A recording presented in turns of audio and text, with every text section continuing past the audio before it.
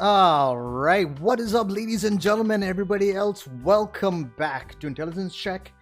This week's episode. Actually, you know what? Let's do the introductions first. My name is Grim or Paul, whichever you prefer. And of course, on my other side, we've got my co-host Conrad. What's up, boy? Hello. Okay, so today we, as you can see from the title, we are discussing Warlocks from the Player's Handbook exclusively for the moment. Without question, one of my favorite classes in the game. How about you, Con? Yeah, I mean, I like watching people play them. I just personally still haven't gotten the full go-ahead in my head to actually make one.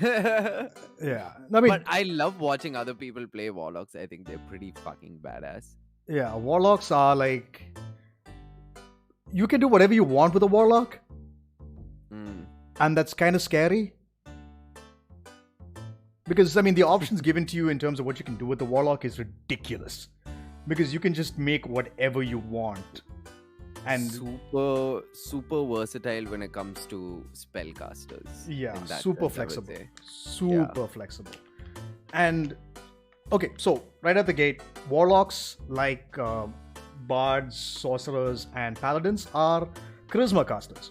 Rather, Charisma is your spellcasting ability. So if you're building a Warlock, you want to max your Charisma as soon as... Actually, you know what? Focus on Charisma and Constitution. Because unlike the other casters, you have a D8 as your hit dice. So you got a chunky amount of hit points. And add that to your Con modifier, and you get even more health pool to work with. And there are enough and more skills and abilities that you can get, which can make it even better. And we'll get to those when we get to those. So, right at the gate, you have a D8 for hit dice, of course. You are proficient in light armor, should you wish to wear it. You have access to simple weapons. So that's like clubs, quarterstaffs, short bows, if you want. You have all access to all those things.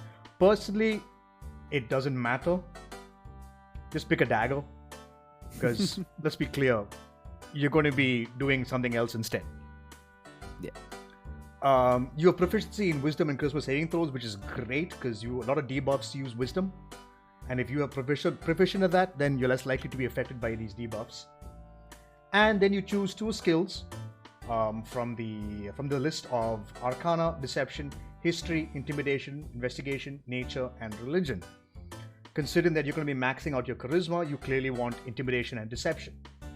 And you can also pick up the Urchin feat or the Charlatan background, and get augmentation to make Persuasion as well.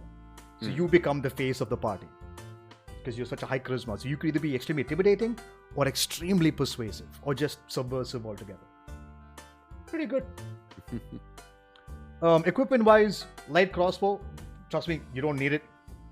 Any simple weapon, again, just pick a dagger and be happy with that. Once again, component pouch or arcane focus. The component pouch requires a little bit more of roleplay, but you can do it. It'll be fun.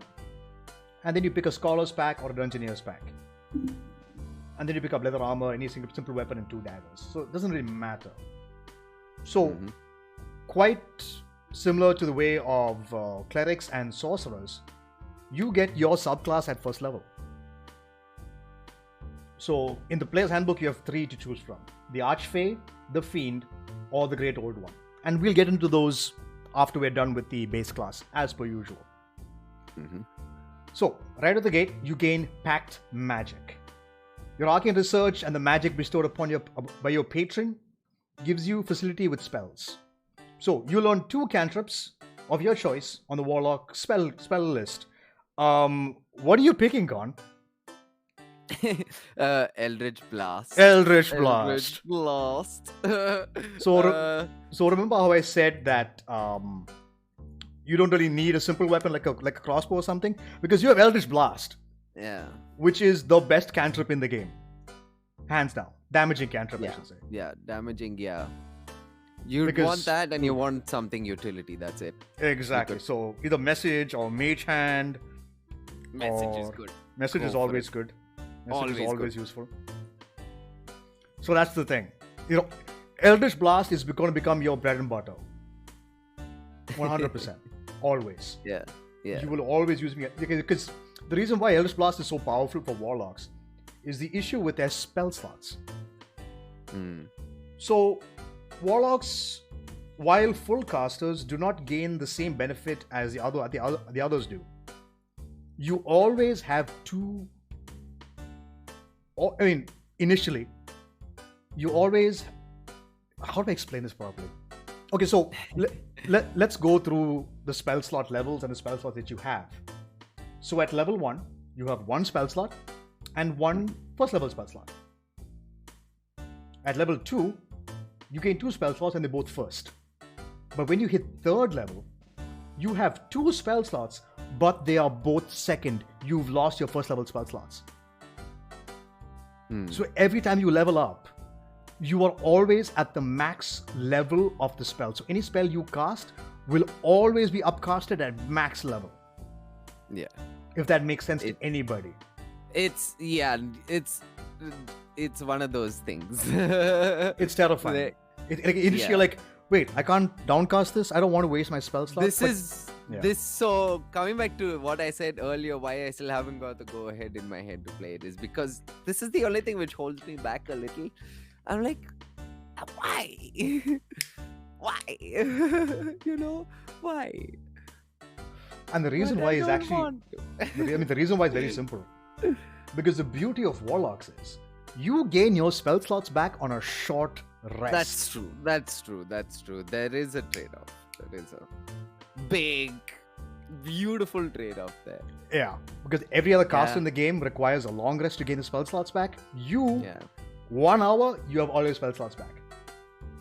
Yeah. And that's kind of spooky, actually. So the beauty of the situation is a lot of people multi-class a Warlock with a Sorcerer. Because you can turn Warlock's spell slots into sorcery points. Mm-hmm. So you have even more casting and more flexible casting. And the best part is you use up the Warlock spell slot, take a short rest, get the slots back, and you're good to go. There's a reason why people love Warlocks. It's because of this. Yeah. It's super good. So any spell you cast will be cast at maximum level. And the unfortunate part is, you only get 5th level spell slots. Even at level 20, you have a 5th level spell slot. However, there's a feature that comes up later as we go through the list, which gives you access to more spell slots. But that's all very extremely level dependent. But base-wise, the max you get is 5th level. And that's at 9th level, you gain a 5th level spell slot. It is at that point, after you hit 11th level, I believe, no, 10th level, is when you start getting more of the slots. So at 11th level, you gain 3 spell slots, and continues to be 3. Then at 17th, you get 4 5th level spell slots. And then when we get to one of the features at first level, one of the base features, you gain access to 6th, 7th, 8th, and 9th level, but only 1 slot of each. So I can understand that this is a bit daunting for people to understand initially, and I understand it's a terrifying concept, knowing that you feel you're not as powerful as, say, a wizard or a warlock or a cleric or a druid, but you have Eldritch Blast and they don't. And trust me, Eldritch Blast is fucking nuts. And then I'll take invocations as well. So when you hit level 2, you gain something called Eldritch Invocations. Now this is the bread and butter of a Warlock. Mm-hmm. Invocations allow you to mix and match. It's like going to a costume. You're cosplaying. You're cosplaying. Yeah. You're pretty much cosplaying. Like you can actually, it's one of those few classes where you can tailor make something to your liking, to almost exactly what you'd want to play. Exactly. As a character perspective, roleplay wise also, there's so much potential for these guys. My God, Warlocks. Yeah, some of the invocations are nuts. So, okay, I'll ask again. Do you want to go through invocations now or later? I'd say later. Later? I'd say okay, later. Cool. Yeah. Take level 3, boy. Okay, so at level 3, you get to choose your pack pool. So your otherworldly patron. This is technically your second subclass. Yeah, sort of. Yeah. Yeah. And your other worldly patron bestows a gift upon you for your loyal service. You gain one of the following features of your choice. And so the first one is Pact of the Chain.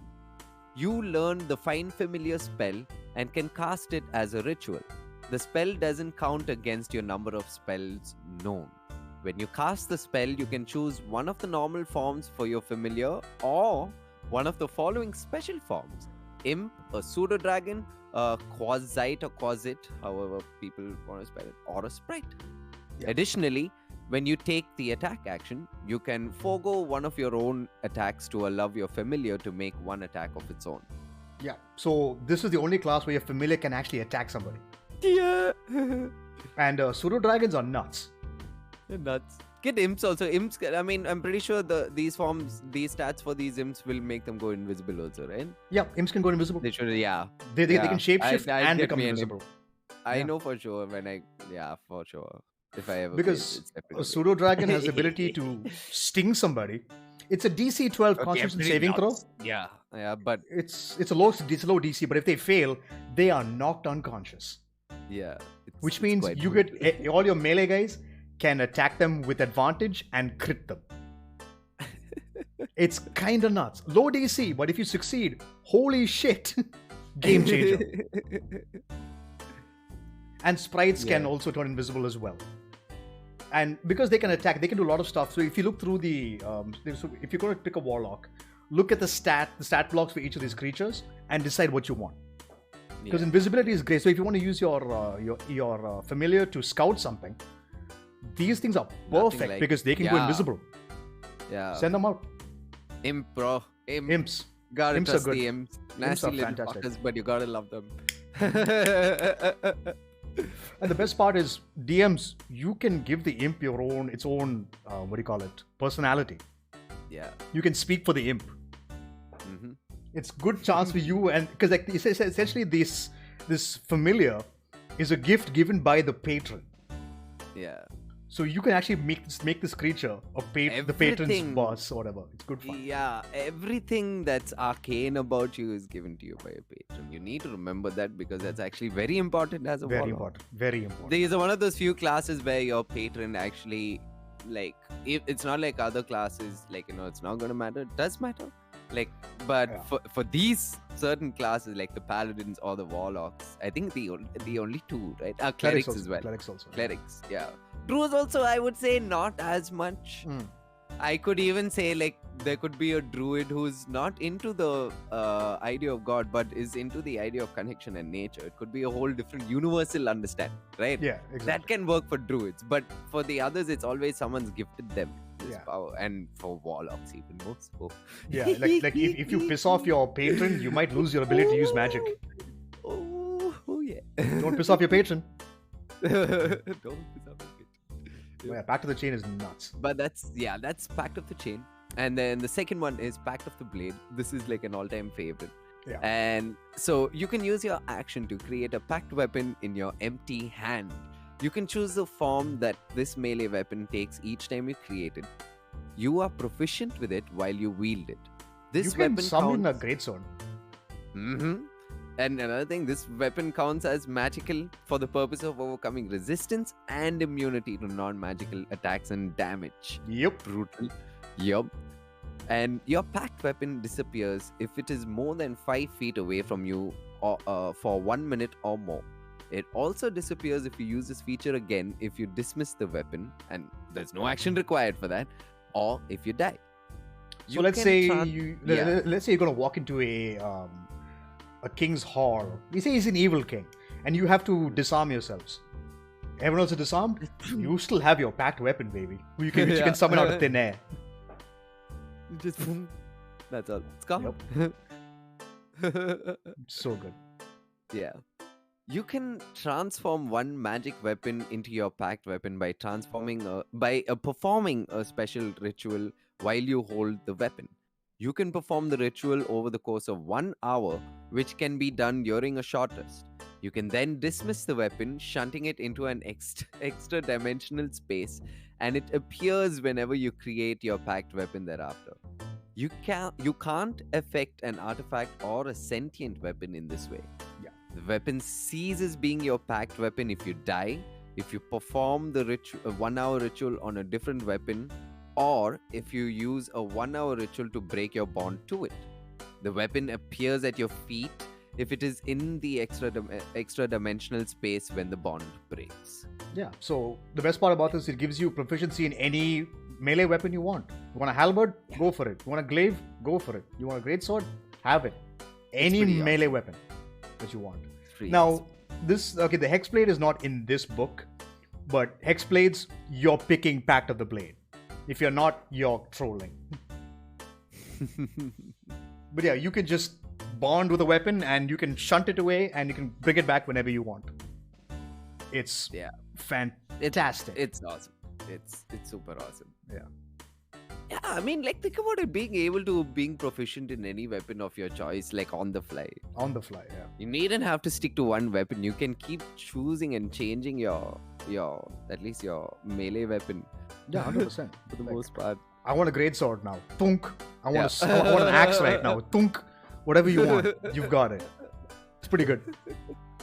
Like this is the only caster class that it can get proficiency in any weapon it wants. So on your sheet you will see greatsword, halberd.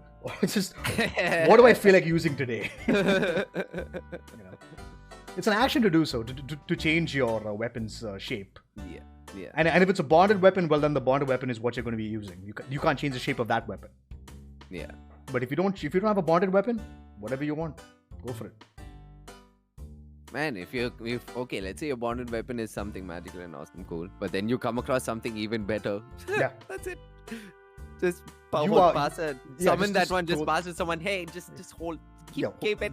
Yeah, keep this for me, please. Yeah. Mine. Just take the other one and boom. Oh, where's it? Oh, it's gone. Ooh. Take my +1 soda. I found a +2. Give me that. Yeah, I found a +2. Pretty good. Yeah, but anyways, you're going to be doing Eldritch Blast. Yeah. And then we come to the last one, which is Pact of the Tome. This is more powerful than people understand. Trust me. Your patron gives you a grimoire called a Book of Shadows. When you gain this feature, choose 3 cantrips from any class's spell list. Yeah. Huge, actually. That's massive. While the book is on your person, you can cast those cantrips at will. Those don't count against your number of cantrips known. Yep. If you lose your Book of Shadows, you can perform a 1-hour ceremony to receive a replacement from your patron. This ceremony can be performed during a short or long rest, and it destroys the previous book. The book turns to ash when you die. Pretty badass. Trust me, there's a invocation for this. I don't know if it's in this. I don't know if it's here or if it's in the other one. Let me just make sure. Oh no, yeah, it's in this one. Cool. Yeah. We'll get to it. Pact of the Tome is actually stupidly powerful. Trust me. And when you pick up a certain invocation, it becomes even better. And then, of course, ASIs as per usual. Yeah. At 4th level, you get to choose your ASIs or a feat. Yeah. And actually, with Warlocks, it's okay. Don't worry about choosing feat. Just boost your ASI. Yeah. You've got enough things to choose from. That, or if you wish to, if you want to pick a feat, like say you've maxed your con, you've maxed your charisma, pick up a feat like Eldritch Adept, which is in Tasha's Cauldron to Everything. You gain an extra invocation. Ooh, that's actually not a bad idea. Pretty good. Pretty fucking good. Or if you want, pick up fucking... what's it called? Meta Magic Adept. Gain sorcery points and regain spell slots. Sorcery points, yeah. Do whatever you want with it. Have fun with it. Then we come to Mystic Arcanum. So ability scores happen at 4th, 8th, 12th, 16th, and 19th. That's normal for everybody. Mystic Arcanum kicks into you at level 11. Your patron bestows upon you a magical secret called an Arcanum. You choose one 6th level spell from the Warlock spell list as this Arcanum. So remember how I mentioned that there are ways to get higher level spell slots? This is it. The Mystic Arcanum is how you do it. And why this is so amazing is because the spell, you get one 6th level spell slot, that's it, just one, at 11th level. However, you can cast that spell that you chose as Mystic Arcanum once for free. For free. And then you can cast it again using the 6th level spell slot. You can cast that 6th level spell twice. Once for free and once with a spell slot. Problem though. You can only cast it for free again after a long rest. So you gain a 7th level spell slot at 13th, an 8th level at 15th, and a 9th level at 17th. And most of the time you're picking Wish at 9th level. Because why wouldn't you pick Wish? It is the most powerful spell in the game. But yeah, no, so this is the only way for Warlocks to gain access to spells above and beyond their abilities. Otherwise, you are stuck with 5th level at all times. So you will be using your Mystic Arcanum to pick up spells that say could be like which are lacking in your team. Like say someone picks Teleportation Circle. Maybe you can pick up something else which will be more interesting for you for 6th level. Like maybe, I don't know if Disintegration is on your spell list, but that's an option for you. My god, that'll be crazy if Warlocks get that. Yeah.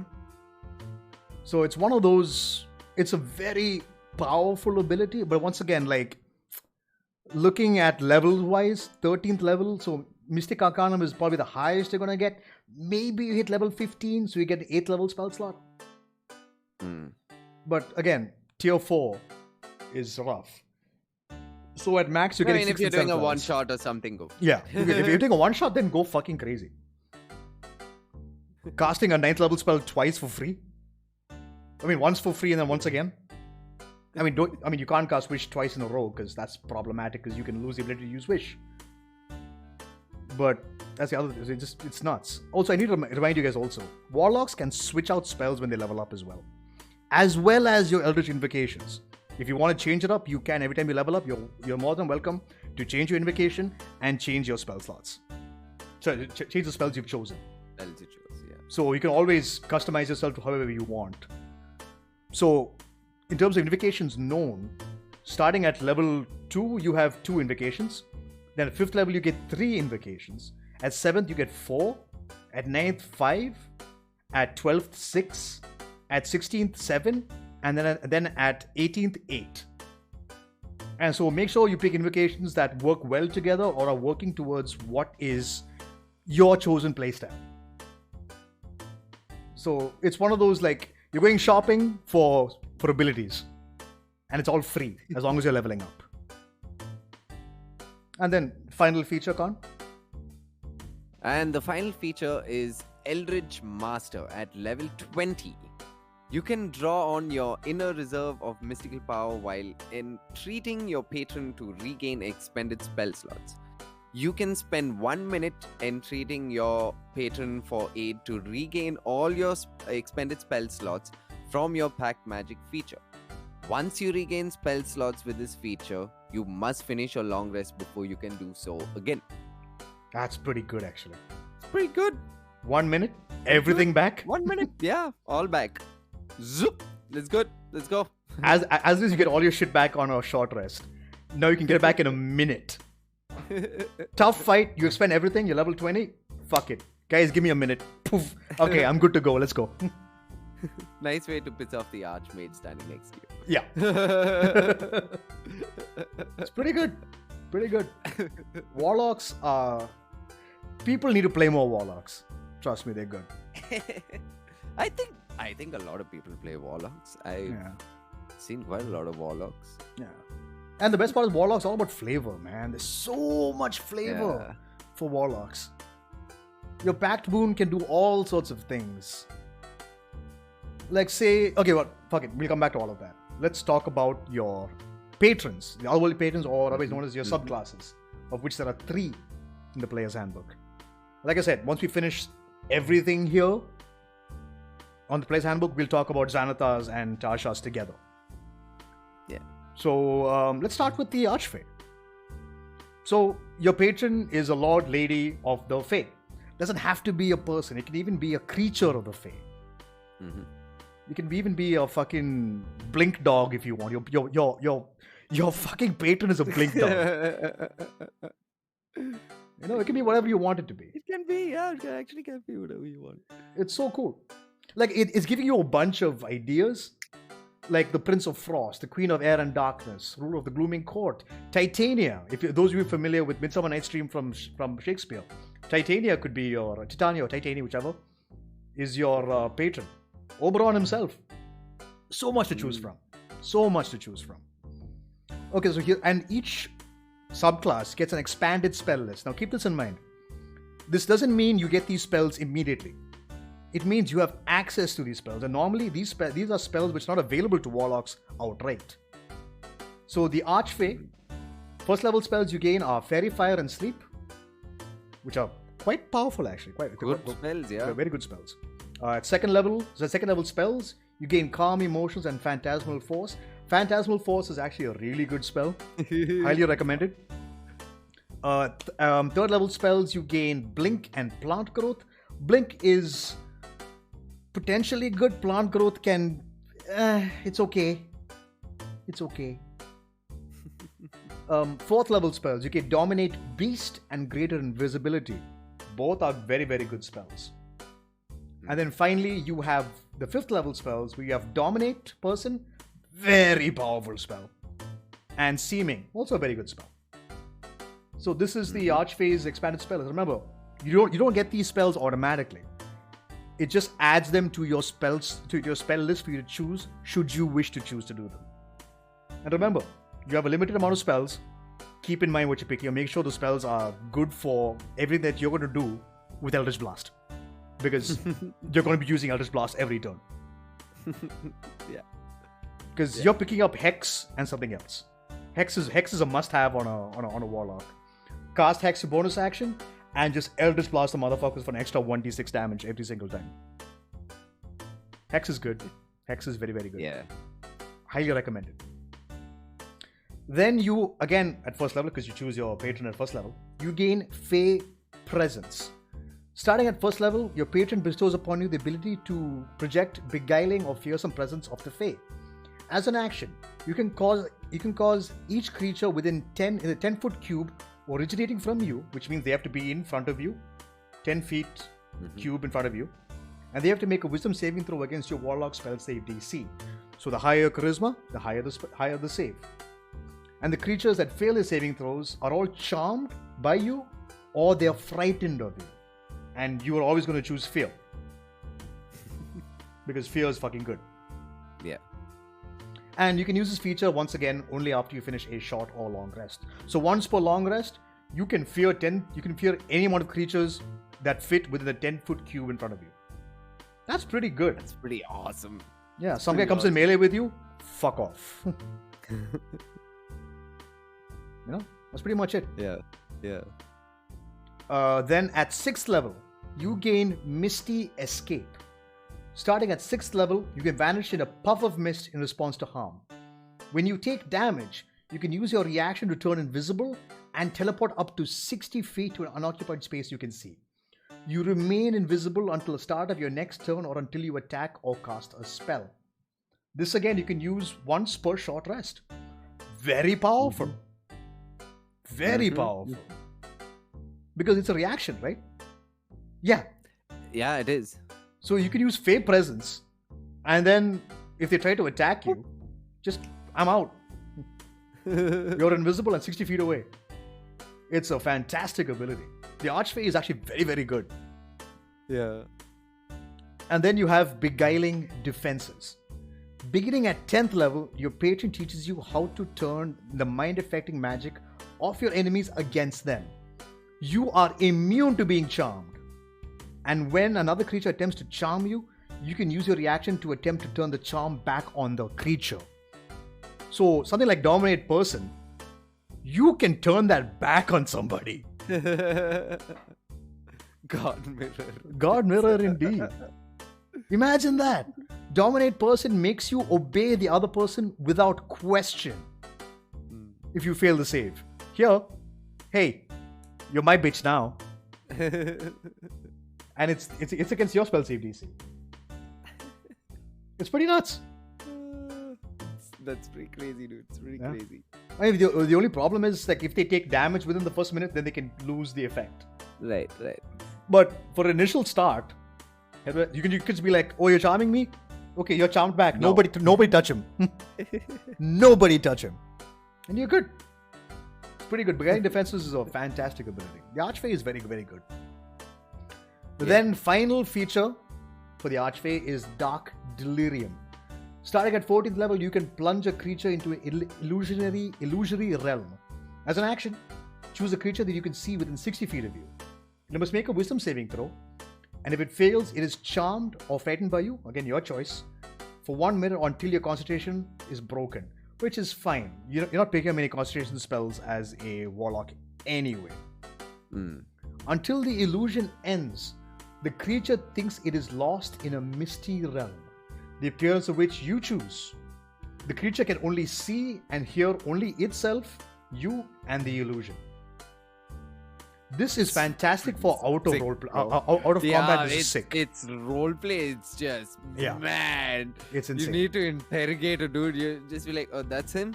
Just give me a second. Just walk up to him, snap your finger, and just throw him into this like whatever. Throw him into hell. You want with whatever. him. Yeah. Yeah, and then he just sees you walking up. Oh. Yeah. It's nuts. Do this. Do thaumaturgy. Make your voice loud. Make your eyes glow red. Your eyes look like they're on fire. The dude will freak the fuck out. So, as you can see, this subclass is all about trickery and illusions and all that kind of stuff. So, pick spells like Phantasmal Force is perfect. Phantasmal Force plus Dark Delirium, you can What create they've some given is nuts. good. Now the spells what they've given makes a lot of sense. It's good fun. It's good fun. You can fuck with people's brains. It's quite good. Take the Fiend, Con, which without question is one of the best subclasses for Warlocks. Go for it. Badass subclass. So the Fiend, you have made a pact with the Fiend from the lower planes of existence. Just pick a devil lord. Pick a demon lord. Aims are evil. Yeah. Evil. Even if you strive against those aims. So yeah, it's fun. You can have really good fun with this, like from a roleplay perspective and flavor. You can just you don't even have to be necessarily a dark character. You can be a really goofy character, but on the inside only you know who you look up to and where your motives come from. It's pretty fun. So these guys, the spells they get on their expanded spell list, the first level spells are Burning Hands and Command. Very good spells. Second level spells are Blindness, Deafness, and Also Scorching Ray. Scorching Ray is very good. Yeah. Third level spells are Fireball. Fireball. Everybody wants Fireball. King Cloud. Oh man. Yep. Fourth level, Fire Shield and Wall of Fire. Lots of fire. Just in case. Yep. And fifth level spells are Flame Strike and Hallow. Hallow is a weird one. It's a weird one that they get it. Pretty cool. Yeah, Flame Strike's good. Cool. Oof. Damn, I'm just looking at that spell list again. I'm like, oh shit. Yep. Lots of things you can do. Lots of things you can do. The best part is once you have 5th level spell slots, you can cast a 5th level Fireball. You always cast 5th level Fireball. I mean, you're always going to be upcasting whatever your low. Any spell slot it is, you are casting it at max level always. So and back on a short rest. Yeah, back on a short rest, and by the time you get Fireball, you must be like pretty high level anyway. So sure you have enough to spend. God damn, it's ridiculous now when you think of it. Yeah. And the second feature you get at first level is Dark One's Blessing. So starting at first level, when you reduce a hostile creature to 0 hit points, you can gain temporary hit points equal to your charisma modifier plus your warlock level. Yeah. Which is awesome. It's really good. Ooh. Really good. Ooh. Yeah. Just stay alive longer. If you just have to stand far away and take like the killing hits, like steal everyone's kills, and you regain health, You're such an evil person just for that itself. And the best part is like you can even flavor this so well as well. Like you kill something, its dark essence flows to you, and suddenly you feel stronger. You know, it's a great way to. It's great flavor and roleplay potential there. So good. Yeah. And then at 6th level, you get Dark One's Own Luck. Starting at 6th level, you can call on your patron to alter fate in your favor. When you make an ability check or a saving throw, you can use this feature to add a d10 to your roll. You can do so after seeing the initial roll, but before any of the roll's effect occur. Once you use this feature, you can't use it again until you finish a short or long rest. Yep. Oh my god, this one is just set up for. You were playing. Prissy was playing a Dark One. Nero? No, Prissy was playing. Nero was Great Old One. Great Old One. Okay. Yeah. Right. Ooh, Prissy was this. Oh, okay. Yeah. But she never got level 6. She know. Right. That's when she changed her. Base. Yeah. Correct. Woo, damn. But this is pretty awesome, dude. Yeah. Pretty awesome. But Turn a failure. D10. Yeah. Turn a failure into D10. success. Whew. Pretty good. And then at 10th level, you get Fiendish Resilience. This is awesome, by the way. Yeah, you can choose one damage type when you finish a short or long rest. You gain resistance to that damage type until you choose a different one with this feature. Damage from magical weapons or silver weapons ignores this resistance. I want to But be. still, there's- Yeah. Just. Dude, like, again, per short rest. Per shot. I am resistant to piercing damage. I'm resistant to fire damage. I'm resistant to force damage. Yeah. You Going can back to resist what force we- damage. Yeah, to what we said in the beginning about them being flexible and like you can really tailor them to what you want. Not just before you start campaign. This is like even when you're playing through. Yeah. Yeah. Immune to psychic damage. Psychic damage, of course. Resistance, fine. yeah. 100%. It's Damage so type. good. Any damage type you choose. Your resilience will save you from it. I mean, again, so it's resistance, which means they do half damage.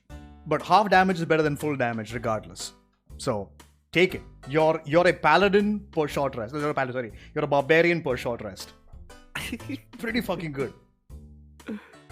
It's pretty awesome. Pretty awesome. You're going through hell. Fire resistance, please. You're good. You're perfectly fine.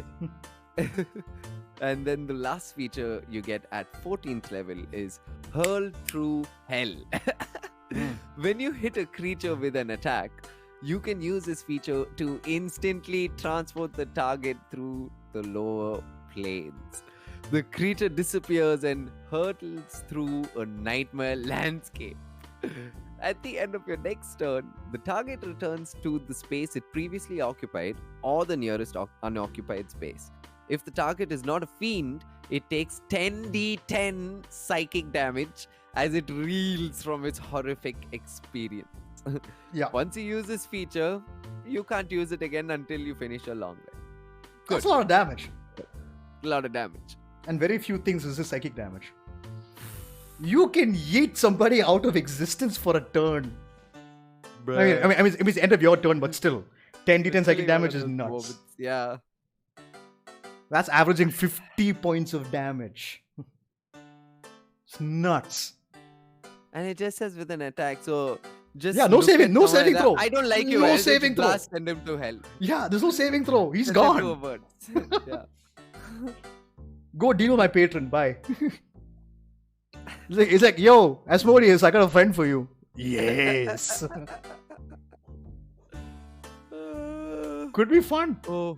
Again, the flavor. Like, it's at this point you use the ability. You DM and you can just roleplay the situation. Yeah. What is this guy you sent to hell see? And you can go into such detail describing what's happening to him. He comes back and he's like, fuck! His eyes are bleeding and everything. It'll be nuts. So good. So fucking cool. This is why the Fiend is one of the best subclasses for a Warlock. Highly recommended. 10 out of 10 would recommend. So much fun. Pretty badass, yeah. Yeah. And also because like there are 9 layers of hell, and you can pick any demon lord. Sorry, demon or devil? They're demons. Devil. No, devils are from the these would be demons. Abyssal, from the abyss. Yeah, demons. Pick any demon lord you want.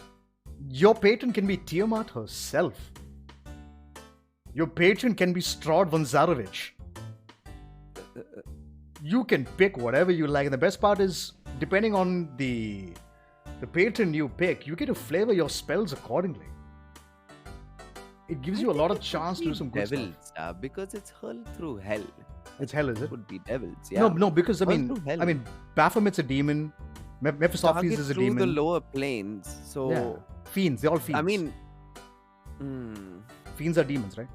No, sorry, no. Fiends are fiends. Fiends are fiends. Fiends are fiends. Demons are demons. Devils. Yeah. I mean, I would honestly think they're actually devils, dude.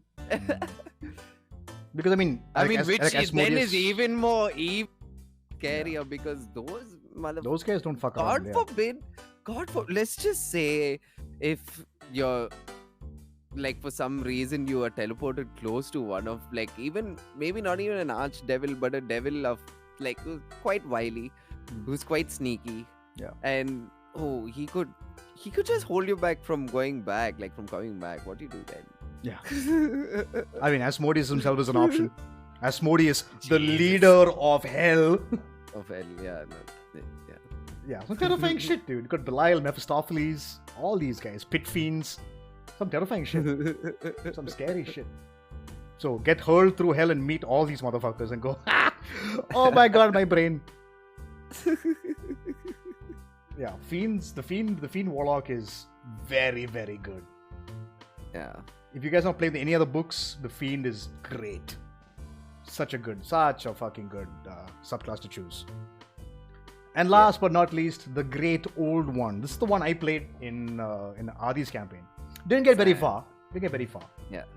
But pretty good. So great old ones are usually creatures like Cthulhu and all those kinds of creatures. They're like the forgotten gods.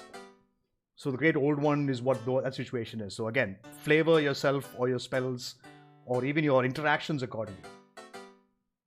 So your spell list you have access to are, the first spell is Dissonant Whispers and Tasha's Hideous Laughter. So as you can see immediately, you are going into people's brains and fucking with them. While the Archfey is all about charming, all that kind of stuff like that, you're about doing mental damage. Again, Dissonant Whispers, fantastic spell. Tasha's Hideous Laughter, again, fantastic. Then second level, you can detect thoughts. So you can read people's minds around you, should you wish to. And once again, Phantasmal Force. Again, fucking with their brains. Very, very good. Third level, Clairvoyance. Very underrated spell. Quite underrated. It's quite good. And Sending, which also is a very powerful spell. Which is actually only given access to for wizards and clerics. Clerics, yeah. But you gain Clairvoyance. So you gain Sending, which is a fantastic spell. You can message anybody anywhere, even if they're on a different plane of existence. But there's a 5% chance if they're on a different plane that their message doesn't get to them. But 25-worded message to anywhere in the world, as long as you know who the person is, you saw it. Across planes. Yep, across planes, go for it. And then fourth level, you gain Dominate Beast. Again, this is pretty much similar to the Archfey. But like I said, they got a similar flavor to them. And Evard's Black Tentacles, which is actually a great crowd control tool. Drop it down in the middle of a bunch of enemies and beat the shit out of them with it. Right, and this one I think also it messes with vision also in a way or something. It creates difficult terrain as well. Difficult terrain also? Okay. Yeah, difficult terrain and you get fucked up. These tentacles keep bitch slapping you every time you're in them. And then finally you have Dominate Person once again, and this time instead of the other one you get Telekinesis, which is okay. It's not a bad spell. But again, what are the chances of you hitting level 17 at any point? Yeah. What are they coming to play? Then your first level feature is Awakened Mind. Starting at first level, your alien knowledge gives you the ability to touch the minds of other creatures. You can communicate telepathically with any creature you can see within 30 feet of you. And you don't need to share a language with that creature. They understand you without a problem. But the That's creature must pretty awesome. be able to speak at least one creature, or one language. One language, yeah. Yeah. But you can talk to anybody. Like you. I'm talking to you. Yeah. Pretty good. I mean, like, you can even use this to fuck with people's minds. You can use this, like, have this with phantasmal force, and you can do some really freaky shit. Lots of stuff that you can do in roleplay segments, even in combat. There's no saving throw. Yeah. Like it says, It's any pretty cool. creature, friendly or enemy, you can fuck with them. Then at 6th level, Entropic Ward. You learn to magically ward yourself against attack and turn an enemy's failed strike into good luck for yourself. When a creature makes an attack roll against you, you can use your reaction to impose disadvantage on that roll. If the attack misses you, your next attack roll against the creature has advantage, and only if you make it before the end of your next turn. Again, very, very useful. Like if it's a ranged target, he's trying to shoot you with bows, arrows, whatever the hell. Make a disadvantage, they miss you, your next attack, Eldritch Blast their ass with advantage. Pretty cool. Pretty good. And you can use this once per short rest. Pretty good. Although personally, I would change that to proficiency bonus now, but it's still valuable regardless. Then you have at 10th level Thought Shield. Your thoughts can't be read by telepathy or any other means unless you allow it. You also gain resistance to psychic damage, and whenever a creature deals psychic damage to you, the creature takes the same amount of damage that you do. It's pretty cool. Imagine if you get flung through hell. Or was it hurled through hell? That happens to you. The enemy takes 10d10 too. Pretty sick. Like, this is great. If you're up against mind flares, this is amazing. Any illithid threat, anything that use psionics, you're good. Thought Shield is amazing. Yeah, and you have resistance also. Exactly. And finally, you get resistance to psychic damage. Force damage, psychic damage, and radiant damage are the least. What do you call it? They're the least resisted damage types in the game. Yeah. This is why Eldritch Blast is amazing, because it does force damage. Force. It's the only cantrip that does force damage. So it's super valuable. And finally, Create Thrall at level 14. You have the ability to infect a humanoid's mind with alien magic of your patron. You can use your action to touch an incapacitated humanoid. That creature is then charmed by you until a remove curse is cast upon them, and the charm duration. Otherwise, it stays on permanently. They are charmed by you, which means they are friendly towards you and your allies. It's pretty good. Like, and you can communicate exactly with them, which is awesome. As long as the same plane as you can talk to them. Same plane. That's pretty awesome. Yeah, you have a slave, more or less. You create a slave to yourself. Pretty good. Again, this is extremely reminiscent of Mind Flayers. This is what they do. Shit that is that they do. So picking up someone like Cthulhu makes so much sense. Oh, so much sense. Because you are just fucking with people's brains. I mean, if you know you're playing a campaign where you know you're going to have a lot of ability to do a lot of this stuff, like messing with people's minds, this is a brilliant subclass to play. Yeah. Brilliant. It's really, really good.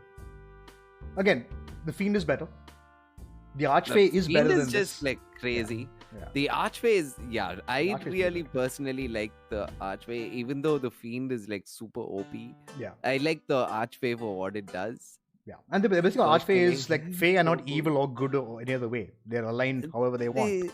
They're weird creatures. Yeah. Extremely strange creatures. But trickery One day is we their should domain. actually now that we're coming towards the end of the books also, like at least this book, once we start branching, we should touch upon all these other races and other creatures and beings out there. It'll be fun. Yeah, 100%. But yeah, those are your 3 subclasses available to you as player characters in the player's handbook. All of them are viable. But the thing is, like even like the great old one, I would say is extremely. I wouldn't say extremely. Like, okay, the Fiend is viable in any campaign. Any campaign you want.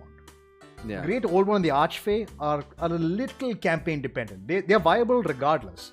But if you have a campaign where their features work really well, it's better. Yeah. While the Fiend is universal. You can play it in anything and have a great time and all your features work. Some of these features, like if Archfey, like say you're up against a creature that's immune to charm or fear, then immediately already some of your abilities are already like useless. You know? So it's one of those kind of situations. Be careful what you choose depending on the campaign that you're in. Yeah. But once again, the Fiend is universal, so pick that. Unless you find yourself drawn to the other two, then go for it. You're still a Warlock at the end of the day. You still have Eldritch Blast. You're going to be good.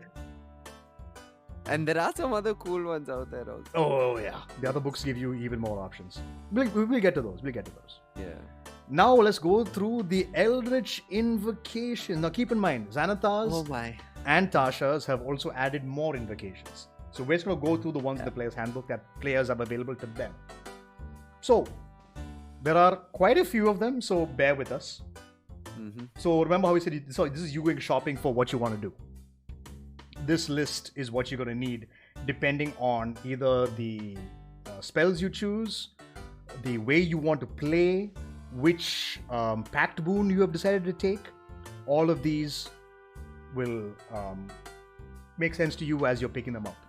And remember, some of these invocations have a prerequisite, so keep that in mind.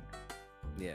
Starting off at the top of the list, Agonizing Blast. If you have Eldritch Blast, which you have to have, you are picking this up. At level 2, when you gain Eldritch Invocations, you are 100%, you get 2 invocations, one of them, it has to be Agonizing Blast if you are picking Eldritch Blast. And the prerequisite is having Eldritch Blast. The effect is, when you cast Eldritch Blast, you can add your Charisma modifier to the damage it deals. No other cantrip gets this. Unless you're an Artificer. But specifically the Alchemist Artificer. But no one else, not wizards, not sorcerers, not fucking clerics, nobody else can add their spellcasting ability modifier to the damage. If you have a 20 charisma, you have a +5. There's always a D10 +5.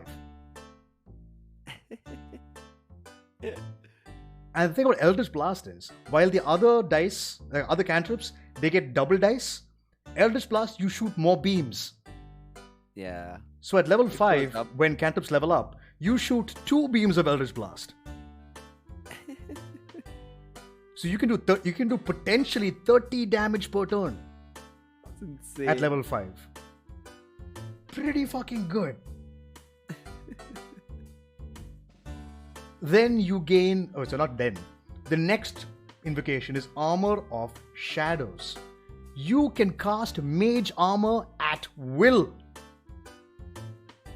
As a spellcaster, that is amazing. It's amazing.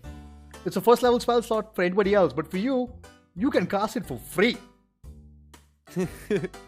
And that's about it. It's not like you don't get to use this again or anything. Yeah. That's it. You can keep doing that. Yeah. It comes to a point where the DM's like, yeah, you cast Mage Armor, it's fine. It's just become like obvious. You're gonna do it. Yes, your AC is constantly 15. Yes, we get it. Yeah. So again, this is a good argument for upping your dexterity as well. Yeah. So for Warlocks, most important, dexterity, charisma, and constitution. Just up that. Just up it.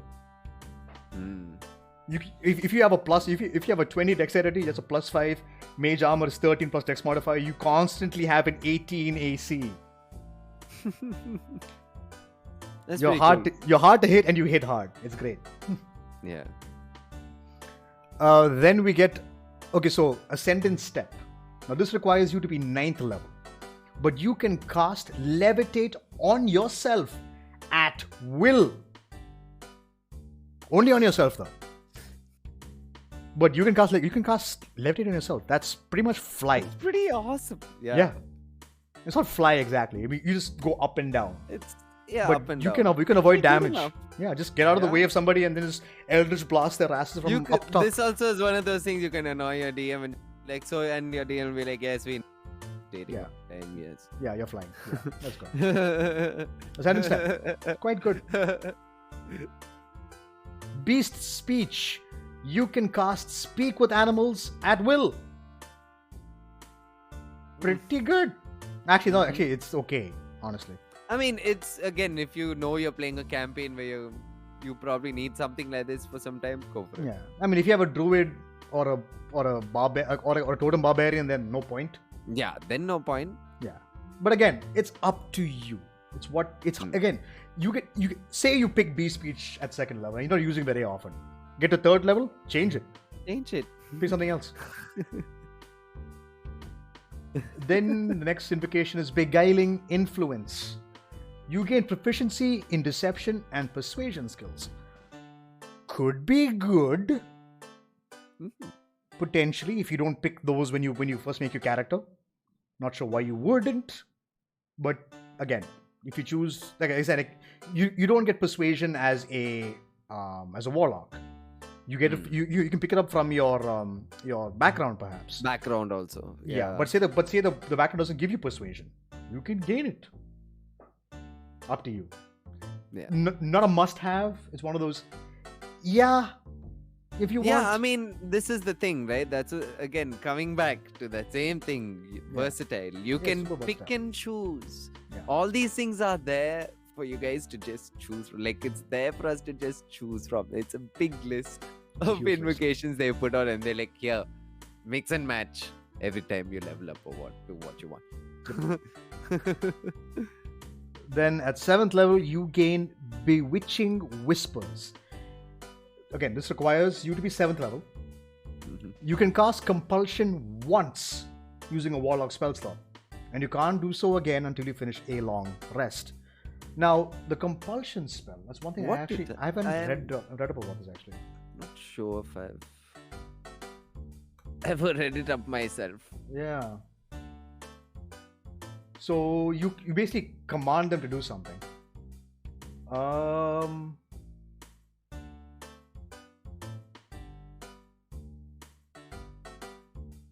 Okay, so you compel them, and every time on your turn, you can use a bonus action, ask them to move in a direction of your choice. That's pretty cool. The only problem is it can take its action as it wills before it moves. But it has to move. And it can make another wisdom saving throw to try and effect. Yeah. I mean, and you can't make it run into fire. It will not obey commands that puts itself in danger. And it's a bard spell, that's why we haven't come across it much. Yeah. And again, like it's not a great spell. Yeah. It has abilities to use. Use compulsion out of combat might be better. I mean, there are other ways of doing that out of 100%. Combat also. Yeah. So Bewitching Whispers, it's fine. Yeah. Not all that great. Not great at all. Book of Ancient Secrets. Now remember, I mentioned if you go Pact of the Tome, you have to pick this up. So you can now inscribe magical rituals into your Book of Shadows. Choose 2 first level spells that have the ritual tag from any class spell list. And this spell now appears in your book and doesn't count against the number of spells that you know. Ooh. You have become a ritual caster. Yeah. And that's any ritual. You can learn Teleportation Circle. You could get the hut. You can learn Identify. You can learn Leomund's Tiny Hut.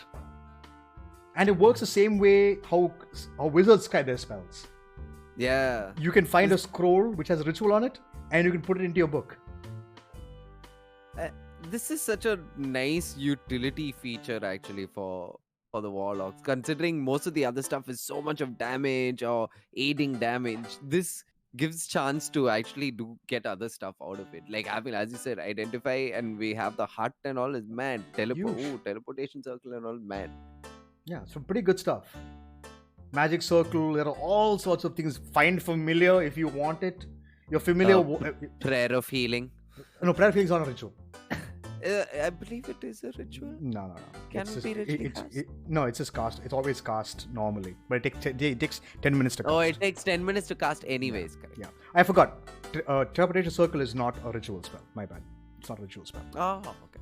But there are several ritual spells which are available to you that can be really, really good, which you need access to. As long as you find the spell on a spell scroll or someone teaches it to you, scribe it down. The only problem is, for each level of the spell that you're transcribing, it takes 2 hours and a cost of 50 gold for you to put the spell into your book. So it's not bad. Little on the expensive side.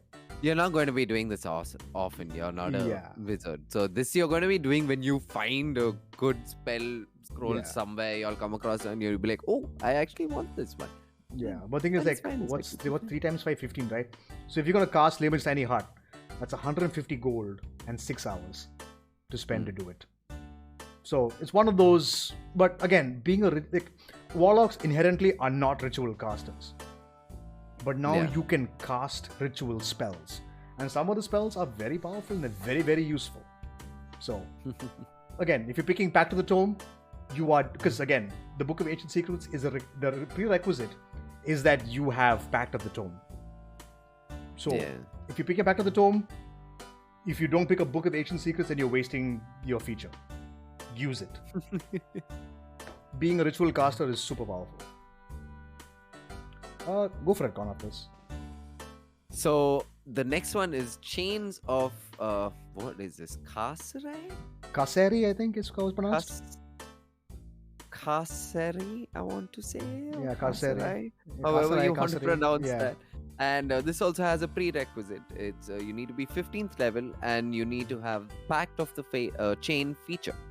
So you can cast whole monster at will. That's stupid powerful. Targeting a celestial fiend or elemental without expending a spell slot or material components. You can finish a long rest before you can use this invocation on the same creature again. Yeah. Whole monster is good. Pretty good. Top of your turn, whole monster on a celestial fiend or elemental. Hit them. Your allies get in range. Hit them. Fucking crits. Crits. You paralyze a motherfucker. Cool. It's good. Whole monster is a very powerful spell. Again, it's but prerequisite of 15th level and you need to have Pact of the Chain. Yeah.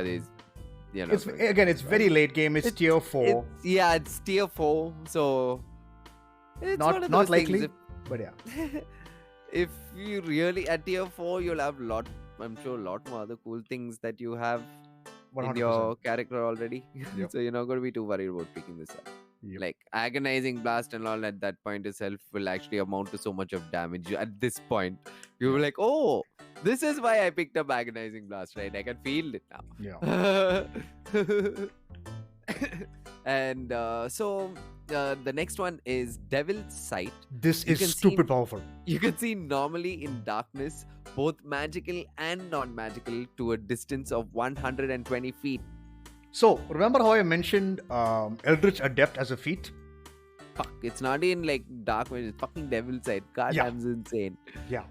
So, here's a combo for you. For those of you curious about this. Pick up the Darkness spell. Because Warlocks get access to it. Cast Darkness on yourself. Nobody can see you. You can see everything, and every attack you make while you're in that darkness is with advantage. Yeah. It's kind of stupid.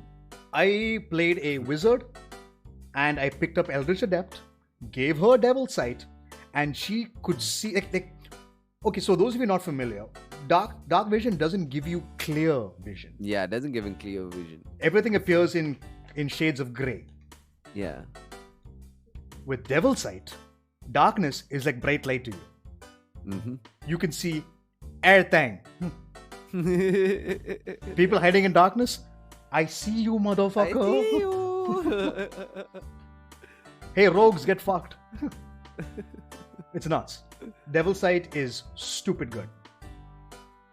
Yeah. Devil's Sight makes the darkness spell overpowered as fuck.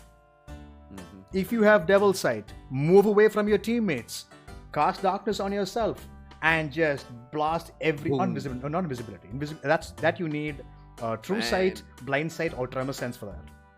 If you're at high level, you're gonna be hitting how many? I don't know, 3 Eldritch Blasts or 2, how many ever you're hitting, and at advantage, that's a big chance of getting Massive some amounts good of hits or damage. even getting crits in there. Yep. Woo! Would highly recommend. If you can get Devil's Sight on yourself, do it. Or even, again, Eldritch Adept. Say you're a mage who hasn't picked up mage armor. Armor of Shadows. Free mage armor. Eldritch Adept has made, again, okay, let me be clear. Eldritch Adept came out in Tasha's. It wasn't available before that. So this is now an option for players who are going to start their games right now. After Tasha's, if you started, pick it up. Eldritch Adept for any class is good. But yeah, Devil's Sight, amazing. Mm-hmm. And the next one is Dreadful Word. And this also has a prerequisite, which you need to be at 7th level to pick up this invocation. You can cast Confusion once using a Warlock spell slot. And you can't do so again until you finish a long rest. Confusion is good. Good. Again, this is one of those things, if you're really going to be casting Confusion a lot, pick it up. Otherwise, I'd say it's a waste. Yeah, because it's only once for a long rest. It's... And yeah. It's one of those things. If you really feel like you need it, then sure, go for it. But I would never say you would, Yeah. I'd rather just blasting them with Eldritch Blast. Like, the next one is even better than this. Like, Eldritch Sight. You can cast Detect Magic at will without expending a spell slot. Yep. That's awesome. Yep. It's awesome. This again is one of those annoying things you can tell your DM. So I'm casting and be like, yes, we know. Yes, you levitate and you are constantly searching for magic. Nothing's magic. That's the thing. Like, Detect Magic becomes a cantrip for you. Shut up. Yes. It's a cantrip for you now. So you are constantly with Detect Magic on. Yeah. At this point, your DM's just like, why do rules exist? Yes. Which again, like what I was saying, something like Dreadful Word doesn't like seem all that useful when you have something like Eldritch Sight. Yep. So really read through all of these before you pick them up. Like something like Dreadful Word sounds awesome, but you're just casting Confusion once using a Warlock spell slot, and you don't after that you don't get to do it again also. I mean, there are moments where another spell slot and do it. You have to finish a long rest until you do it again. Exactly. I mean, there's applications for it. It's just extremely niche. Extremely niche. Have Barbarian just hold it in front of him and walk around? Yeah. Metal detector going ping ping. Yeah, dude. Yeah. Of course. Yeah. And the next one is Eldritch Spear. And this one has a prerequisite, which you need to know the Eldritch Blast cantrip, which I already do. So when you cast Eldritch Blast, its range is now 300 feet. So at base level, Eldritch Blast has a 120 range. You can snipe a motherfucker who's 300 feet away. Yeah, this is an agonizing blast itself. If you go, you're a sniper. You're a brilliant spell sniper that actually keeps scaling as you keep leveling up. Which is pretty awesome. I mean, this is also good. I mean, if you're going Eldritch Spear, pick up the feat Spell Sniper. Ooh. And no one can hide from you anymore. No, yeah, that's gonna be awesome. Pretty good. Mm-hmm. And the next one is Eyes of the Runekeeper. You can read all writing. Yep. Useful if you know you're going to. I mean, if you do, let's say you're doing exactly a campaign which is like exploring ruins or temples or whatever, you can read anything. Doesn't matter what language it is. You can read it. That's what we mentioned before. Handy, tailor make your warlock the way you want it to be made. Yeah. Super useful. You can read cryptic writing. It's so good. Yeah, and the next one is Fiendish Vigor. You can cast False Life on yourself at will as a first level spell without expending a spell slot or material component. Yeah, False Life's pretty good. What does it do again? I'm trying to remember what False Life did. I know I had it on this job. What's his name? I think clerics also get access to it. I don't think it's but basically you gain 1d4 plus 4 temporary hit points. It gives you health. Okay. Oh, you get temporary hit points. You get temporary points, yeah, for an hour. Ah, Again, it's a necromancy spell. Okay. Yeah, again, pretty good. Pretty good. Again, cast it at will. Come in handy. Yeah. Cast it at will. And again, it's only at first level that you can cast it, no matter what level your spell casting's at. But, Yeah, but- still pretty awesome. Yeah, It potentially gives you 8 temporary hit points. Pretty good. Oh, Pretty good. yeah. And the next one is Gaze of Two Minds. You can use your action to touch a willing humanoid and perceive through its senses until the end of your next turn. As long as a creature is on the same plane of existence as you, you can use your action on subsequent turns to maintain this connection, extending the duration until the end of your next turn. While perceiving through the other creature's senses, you benefit from any special senses possessed by that creature, and you are blinded and deafened to your own surrounding. So let's say your rogue is going scouting. It's like using your party Fami- members as a familiar. Yep, pretty much. Pretty much. But that's the thing though, like say your rogue is scouting and he might need some help or something. Let's say he can't shout out for help or whatever. You know what's happening to him. I'm like, He can't going understand ahead. what people are speaking in front of him, and Yeah. you do understand the language. Ooh. Yeah, Using their perception, yeah, exactly. exactly. That's Pretty good. awesome. Pretty good. It's a very useful. Awesome. Again, if you having someone being a scout, this is useful to help them out in case they get in trouble. And the only problem is you have to use an action on every turn to maintain the connection. So it's every 6 seconds you have to recast it. But then, as a DM, I wouldn't say, "Are you recasting?" I'll be like, "I'm assuming." Yeah, You- assuming you're going to be doing that. Yeah, and say you're the entire time. concentrating on that. Yeah. Yeah. So it's one of those things, right? Again, it's up to you to decide how you're going to do it. But it has application and it has uses. So should you wish to pick it up, feel free to do so. I wouldn't say it's a requirement or needed, but should you wish to, may as well, right? right? Yeah. Could come in handy. And then the next one is Life Drinker. And this has a prerequisite. You have to be 12th level. And it requires you to be, you should have the Pact of the Blade feature. When you hit a creature with your pact weapon, the creature takes extra necrotic damage equal to your charisma modifier. Pretty good. Again, Pretty 12th level. Life stealing. I mean, it's not life stealing, it's more It's of just- extra, it's extra necrotic, damage. Yeah. Exactly. Yeah. It's not bad. It's not bad because, again, it's an option you can choose if you go Hexblade. Hmm. But again, 100% up to you how you're going to do this. I wouldn't say it's Yeah. required, but it's not bad. Because again, it's a minimum, it's still an extra 5 points of damage. Yeah. Because at 12th Like- level, what's your proficiency bonus? You have a +4. So, I mean, let's be clear. Life Drinker plus Hexblade's Curse, which does your proficiency damage of bonus. That's a +9 every single time. It racks up. Potentially racks up quite well.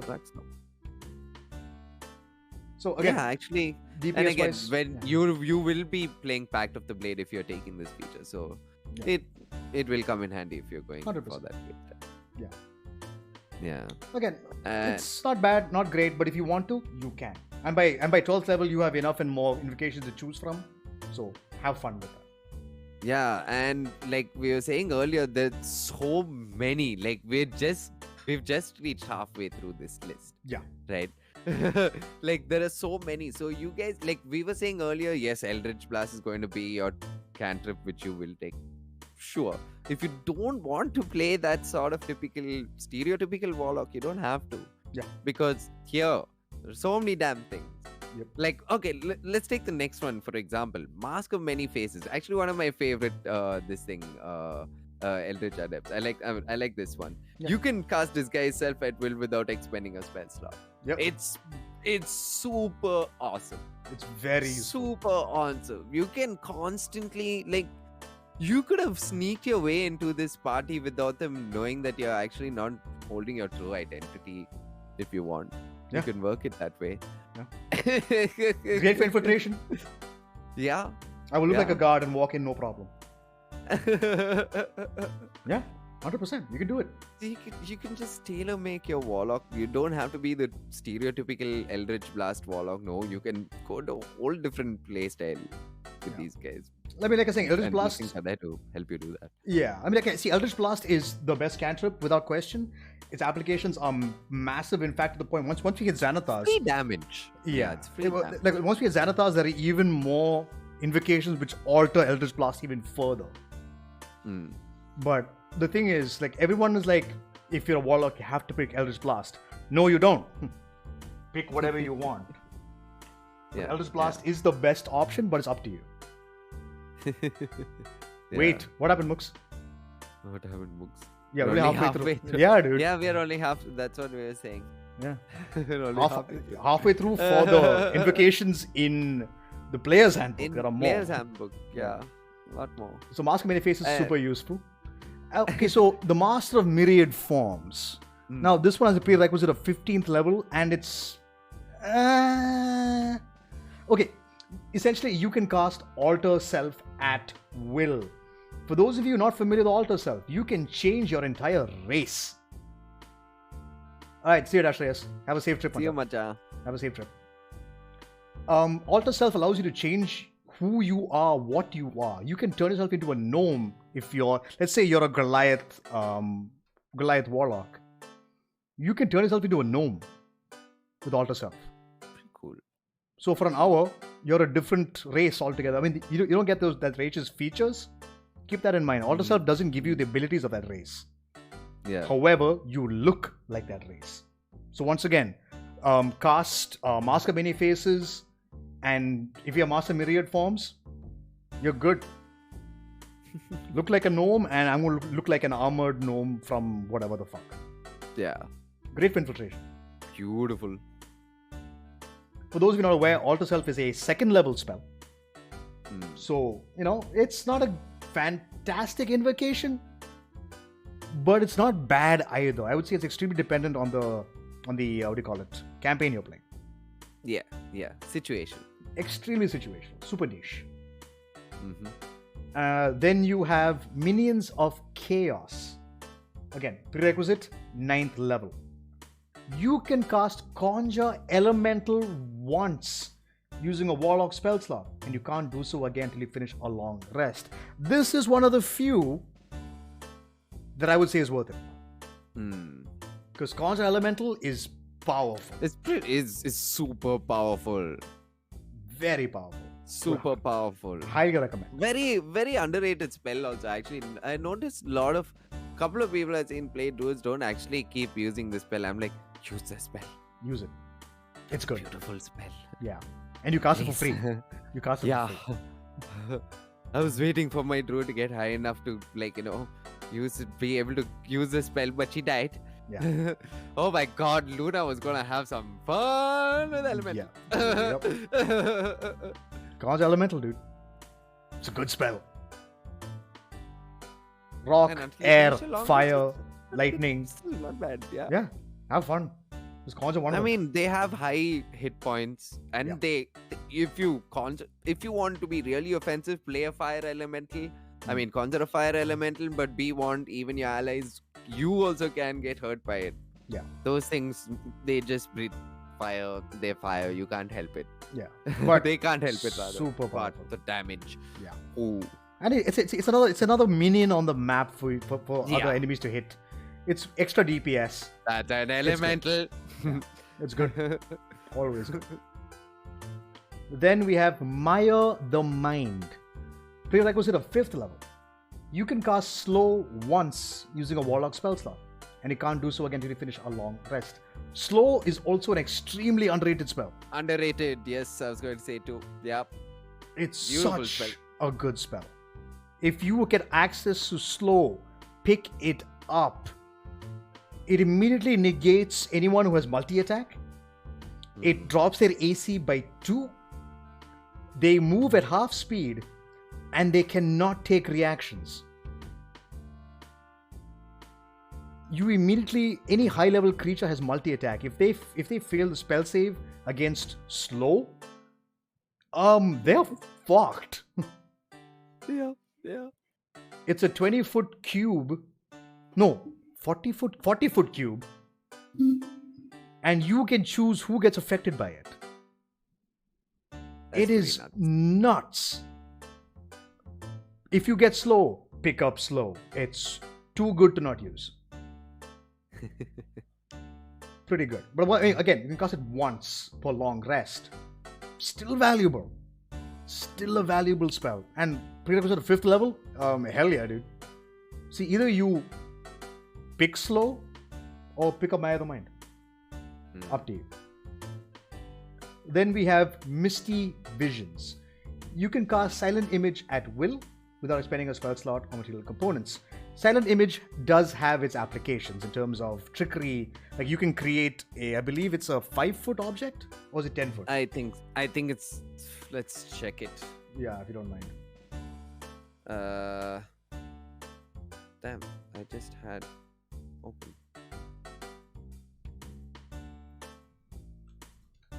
Silent Image. 15-foot cube. 15 Never foot mind. cube. No Yeah. larger than 15 foot. Yeah. You can create a wall. Like say I've seen it being used you're in some pretty cool ways. It's awesome. exactly right into a awesome. dungeon from enemies. Put up a wall and hide behind it. As long as they don't touch it, you're So fine. Troll. Yeah. They just walk past going, oh, where did they go? And they keep running. Super useful. Again, it's not a combat ability, Yeah. but exploration, escape, super Setup. valuable. Yeah, setup stuff, yeah, super valuable. Cast Silent Image and with Phantasmal Force. And say they're affected by suggestion as well. They can probably walk themselves off a cliff. The combinations are endless. Yeah, this is one of those, like Silent Image is one of those spells that you need help to use effectively. So talk to your party members, talk to your DM, whoever you want to talk to, and work out combinations that you can come up with using Silent Image. The viability is quite good. It's quite impressive. Then we have One with Shadows. Prerequisite of 5th level. When you are in an area of dim light or darkness, you can use your action to become invisible until you move or take an action or a reaction.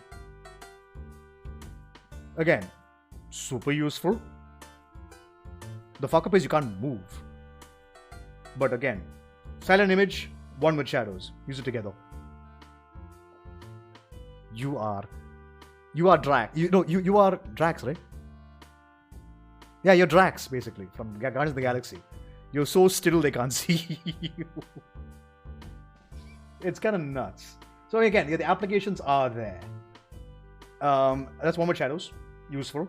Again, not a requirement, not much. It's not like a you must have invocation, but you have access to it, and should you wish to do it, do so. The next one is Otherworldly Leap. This requires you to be level 9. You can cast Jump on yourself at will. Now, it's okay. Jump is not a spell I will always cast on somebody. Yeah. Sure, can jump high. It's okay. Meh. Yeah, it's Meh. meh.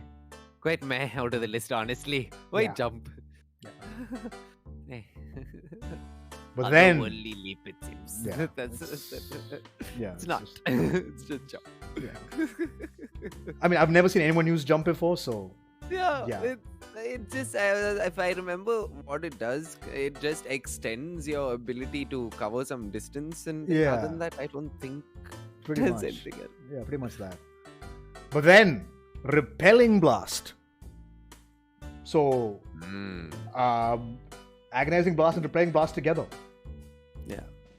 So, when you hit a creature with Eldritch Blast, you can push that creature up to 10 feet away from you in a straight line. Now, remember how I said that, unlike other cantrips, when you fire Eldritch Blast, as it levels up, you shoot more beams. So here's the thing. Say you're 5th level. You shoot 2 beams. You can push somebody away by 20 feet. No save. They are pushed 20 feet away if they get hit by both the Eldritch Blasts. You can push a motherfucker off a cliff. You can push a dragon off a cliff. You can push a Tarrasque off a cliff. There is no size limit. It's crazy.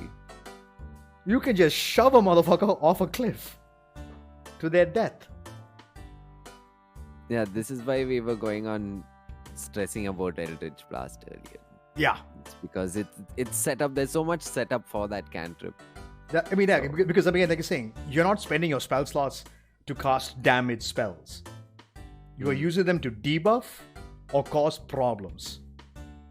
Eldritch Blast is your super most important feature. For example, there's a Eldritch Blast. There's an Eldritch Blast, it seems. There's an invocation in Xanathars called the Arms of Heda, which allows you to pull targets with your Eldritch Blast. So if you're going to be a Hexblade Warlock, pick that up with Arms of Heda. Say they're attacking a friend of yours. Cantrip, pull them away from them, pull them towards you, and they now have to face you. So it's one of those things. It's good fun. But Repelling Blast is super useful. Again, keep yourself safe, keep your friends safe as well. Just keep knocking them out, keep knocking every enemy back. But like I said, Eldritch Blast, because there's multiple beams, you can hit multiple targets, not just one. Yeah. You can shoot multiple targets. So I think by level 11, you shoot 4 beams or 5 beams. You can hit 5 targets at once for 1d10 plus 5 if you have Agonizing Blast. Boom, boom, boom, boom. Yeah, and then add that up with Repelling Blast. Everyone gets thrown back 10 feet. Pretty good. Like I keep mentioning this every time we talk about any class that has displacement abilities. Displacement is one of the most powerful abilities in the game. Yeah. If you're able to displace somebody, do it. It's so good. It's super, super, super good. So, like I was saying, you got Agonizing Blast, pick up Repelling Blast. It's one of those. It's a given. It's a given. Then we have Sculptor of Flesh. And you need to be 7th level, unfortunately, which makes sense. But still, I mean, yeah. Yeah. You can cast Polymorph once per long rest. Polymorph is a stupid power ability. I love it. It's come in clutch so many times. Turn a big bad guy into a squirrel. Yeah. Or turn yourself into something big bad. Yeah, turn yourself into something that's amazing for you. It's a good spell. 4th level spell. But it's very, very good. Yeah. Yeah.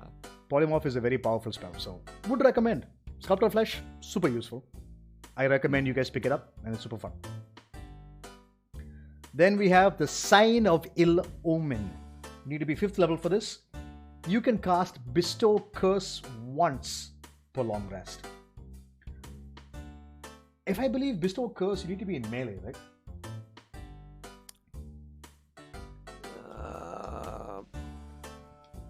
Yeah, it's a touch spell. Some touch, okay. Yeah, and they become cursed for the duration. Now, let me look at the specifics of it though. So, when you curse a target, choose an ability score. The cursed target has disadvantage on ability checks and saving throws made with that ability score. That's and while they are cursed, the target also has disadvantage on attack rolls against you. And while cursed, the target must make a wisdom saving throw at the start of each of its turns. If it fails, it wastes its action and that turn doing nothing. And also while the target is cursed, your attacks and spells deal an extra 1d8 necrotic damage to the target. And the only way to remove this is if you lose concentration, or if they are cast upon with a remove curse spell. That's pretty awesome. Yeah, and you can homebrew the effect as well. Yeah. But check with the DM. The only reason I never got to, like, I never prepared the spell is always because it is a touch spell. Yeah. So it's one of those situations where you have to really think about that. Yeah. If you really want to get up to the big bad and touch him, or if you have, since you have the chance to, you're not close right now, do you really want to get some more space away from him and then hit him and buff your friends maybe? Yeah. It's one of those things you have to think about. Yeah. Again, but the thing is, like, see, like, I know, I keep harping on about the Hexblade, and I promise it's in Xanathars, we'll get to it. But a Hexblade is going to want to get in melee. Bestow curse the motherfucker and beat the shit out of him. Pick up Life Drinker. Use your Hexblade's curse. Cast this on them. And just see the damage rack up. Macking. Yeah, you'll be fucking people up. And giving them a disadvantage on their saving throws and ability checks? Hell yeah, dude. It's, again, once per long rest. But it can come in clutch. Clutch, yeah. It can come in super clutch. But again, decide if you want to do that or not. It's again, like, the issue is, again, it's a touch spell, so it's kind of sketch. But its applications are quite impressive. Yeah. Then we have the Thief of 5 Fates. You can cast Bane once using a Warlock spell slot. And you can do it once per long rest. Bane is a very good spell. Very good spell. It doesn't scale well into the late game. So those who are not aware, Bane, if the target fails its saving throw, they are affected by the curse of Bane, which means whenever they make an attack roll, saving throw, they have to deduct a d4 from the attack, or whatever the roll is. You minus a d4 from it. Now, late game, most enemies have like a very high attack roll. For example, in Storm King's Thunder, the Giants have a +9 to hit. Yeah. The chances of Bane coming in to affect it, extremely low. So I would never use Bane like that. In low levels, Bane is amazing. At low level games, Bane is super powerful. Because as it is, at low levels, your saving throw DC is mediocre. And enemy attack rolls are just okay. If you're able to make them fail stuff better, always good. Yeah, yeah. But again, once per long rest, Bane, not really worth it. Yeah, you've got some better things to pick from. Yeah. I wouldn't recommend it. Bane's a good spell, but not worth casting once. Yeah. Once per long rest. It's not worth it. Take the last one, Steve. So the next one is Thirsting Blade. And this has a prerequisite as well. You need to be 5th level and you need to be Pact of the Blade. You can attack with your pact weapon twice instead of once whenever you take the attack action on your turn. Which is pretty awesome. So those of you not aware, Hexblades don't get extra attack. Yeah. This is how you get extra attack. Yeah. Pretty good. It's pretty simple. Good. It just gives you, if you have Pact of the Blade, it gives you an extra attack, which is always valuable. It's making you do what you want to do. Yeah. Attack with whatever weapon you've found and you've kept for yourself. Yep. Pretty good. Yeah. And the next one is Visions of Distant Realms. And this has a prerequisite as well of you need to be a 15th level. You can cast Arcane Eye at will without expending a spell slot. For those of you not... Arcane Eye was. So essentially, Arcane Eye, you create a invisible eye. What? Okay. And it can travel... It lasts for a long time and it can travel all over the place. So here's the thing. If there's a dungeon in front of you and there are no locked doors, it's just a cave or whatever, your Arcane Eye can scout the entire dungeon and tell you exactly where everything is, and it cannot be seen. It is invisible. So DMs, if your players pick this spell up, make sure that there are blocks in your dungeons. Or they will just cast Arcane Eye and map out the whole thing. Yeah. It's actually a very powerful ability. If it's just a dank cave, maybe you have some big bad inside. Yeah. I'm gonna cast Arcane Eye to see what's inside. Goes inside, scouts, and sees everything. And then comes back. They're like, should we go in there? There's some loot in there. Let's go. Or, fuck no, we're gonna keep moving. It could potentially subvert an entire difficult fight. Yeah. Arcane Eye is a very powerful ability.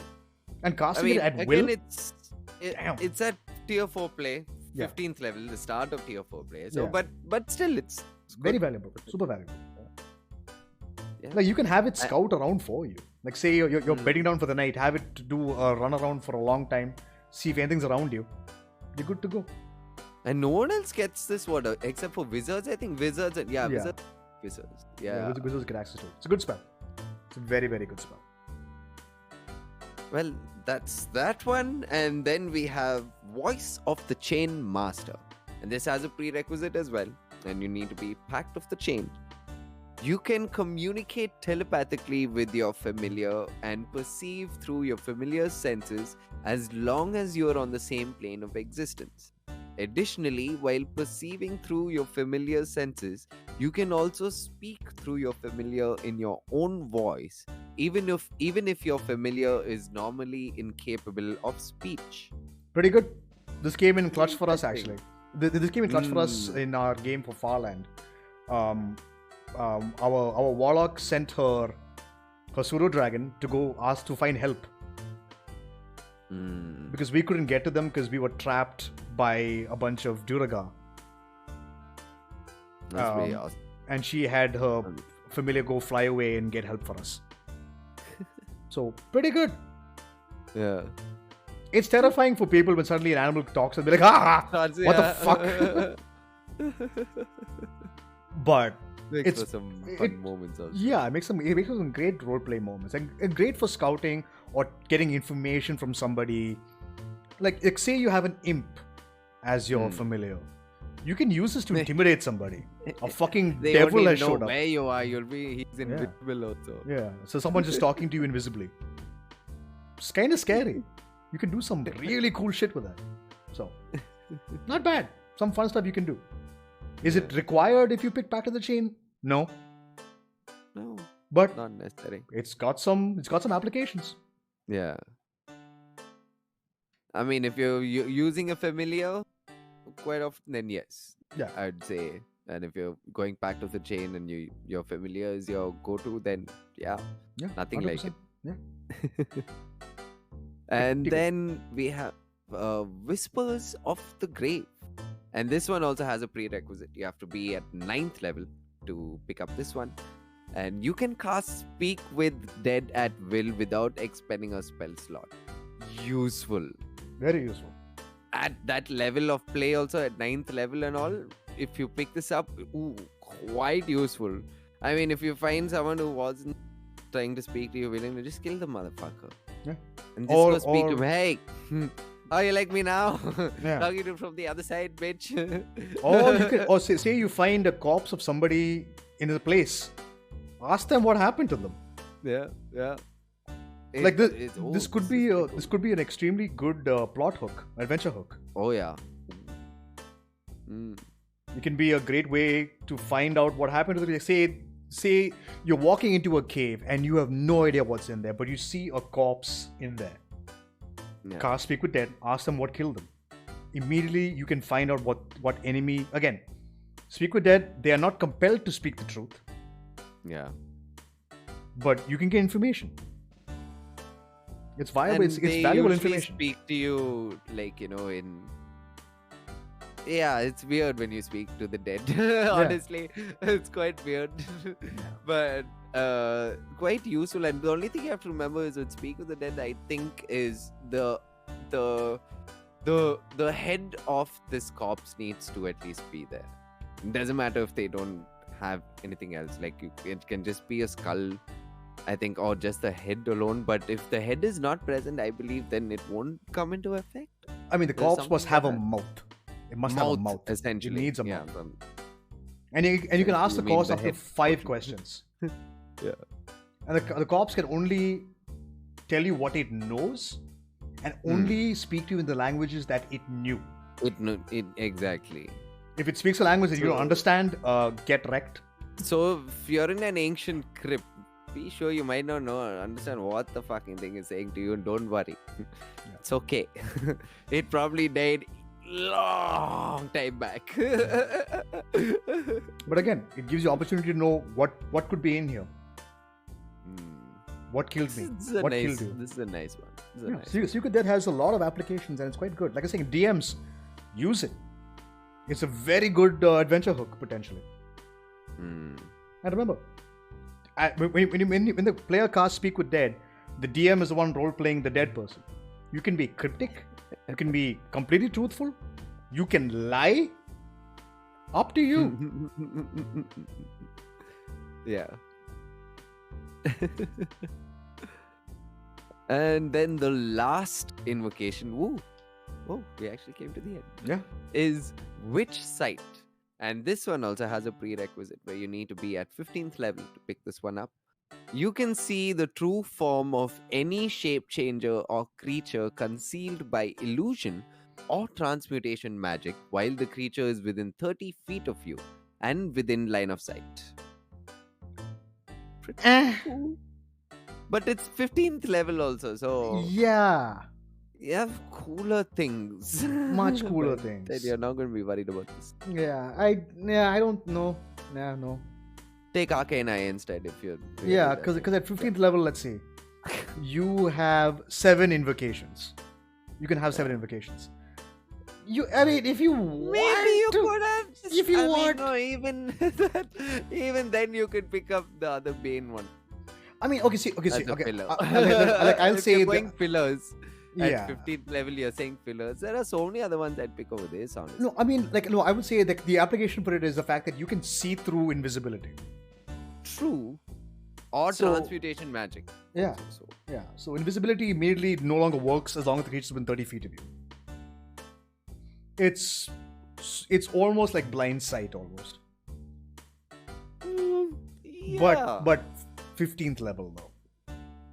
It has, again, see, when you're in tier 4 of play, the enemies you're facing are going to be super powerful and tricksy. So which site might actually be valuable? Might be valuable. Okay, for you 15th level, would it be between this or Visions of Distant Realms, which is Arcane Eye basically? Campaign dependent. There I think it's campaign dependent. I guess that will make the choice easier. Yeah. It's super valuable. Like being able to see invisibility passively, that's pretty good. It's pretty good. Pretty good. Pretty valuable. So I wouldn't say it's a bust, but again, tier 4 play. Tier 4 play. Yeah, that's the damn. You know that moment. Yeah. Like the chance of it coming into effect in a campaign that you're playing, very low. But it's there. And it's valuable. So you can definitely pick it up, should you wish to. Yeah. Okay, so once again, so that's the entire invocation list in the player's handbook. Yeah. In the player's handbook. Tasha's and Xanathar's have added more. Lot. Yeah. So when we said they were flexible, versatile, this is what I'm talking about. The invocations. And I notice even though we went through so much of their features and all these things, it still feels like, it's not like you're overwhelmed by it, because each thing actually there is some separation. You can see, there are these things which can allow me to go in this style of gameplay. Exactly. And then you're like, these few invocations actually can work together and give you this style. So you won't be lost. Yeah. You actually can craft your Warlock quite easily, I would say.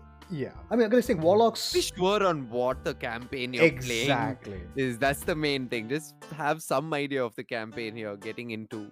Yeah. Or unless for some reason the DM is not giving out details completely, is probably he has something crazy planned in mind, then which you just have to go for it. Yeah, and like I said, every level, every time you level up, you can switch out invocations. Yeah, that's the beauty of it. So say you pick something which is not coming into effect very often, change it. Yeah. Like, I mean, again, if you have Eldritch Blast, pick up Agonizing Blast, pick up Repelling Blast. Always valuable. Yeah. If you're looking to infiltrate, Mask of Many Faces is always great. Being able to disguise yourself at will is always nice. Devil's Sight is stupid valuable. Some crazy stuff. Yeah, dude. There's a lot of stuff that you can do. Gaze of Two Minds. Scouting. If someone's scouting, send someone along with them. You are going with them in spirit of sorts. You know? I definitely pick up Minions of Chaos if I ever play a Warlock. I definitely make that one of my have to have invocations. Elemental! And also Tasha's has added even more spells to the Warlock spell list. Yes. So you have access to even more fucking spells. Like there are several summoning spells and new conjure spells that you have access to, which makes Warlocks even more powerful. So just, I would say if you want to play a Warlock, do some homework. This is not one of the classes you can plug and play. Yeah, no. There's too much to read upon. Yeah, there's a lot of information that you need to read. And Warlocks are valuable in every campaign. Yeah. Being a high charisma person, super making you conversational, roleplay, flavor, damage, utility, absolute flexibility. Warlocks are amazing. If you ever get a chance, play one. They are fun. Because all you will do is Eldritch Blast. And you will be doing chunky amounts of damage per turn. Yeah.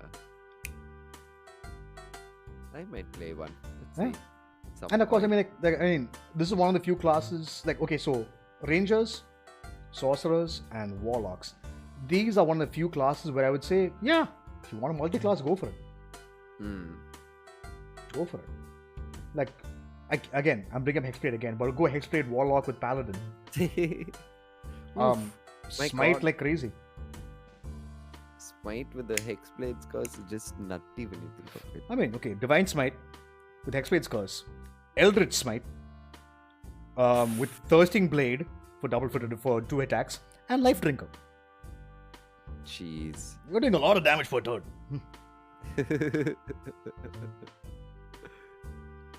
And trust me, like I said, we're nearly done. It's only the wizard left, and that's going to be a very long episode.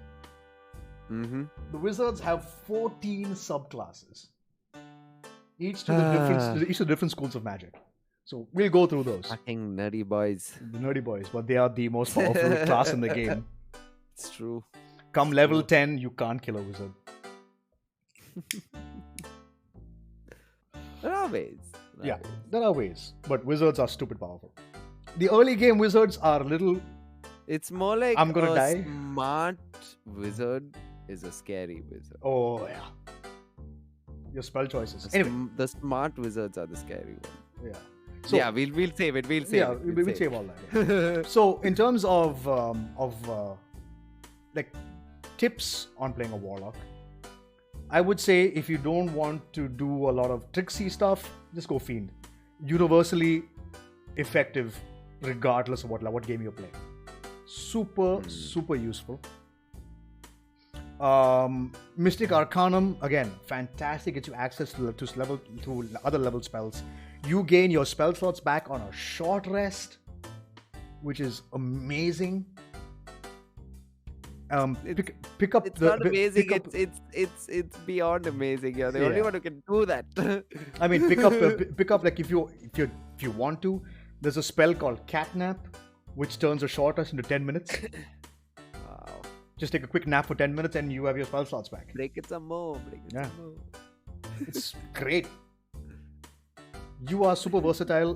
Pact of the Tome is better than you think it is. Trust me. Because if you because again, you get 3 cantrips from any spell list. You can pick up Sacred Flame. You can pick, Toll the Dead already have. You can pick up Mind Sliver, which is a super powerful cantrip. It's so good. And then pick up Book of Ancient Secrets, gain access to all those ritual spells. And the ritual spells are just nuts. Just there thinking about it is crazy. There are some ritual spells which are ridiculously powerful. Very, very good.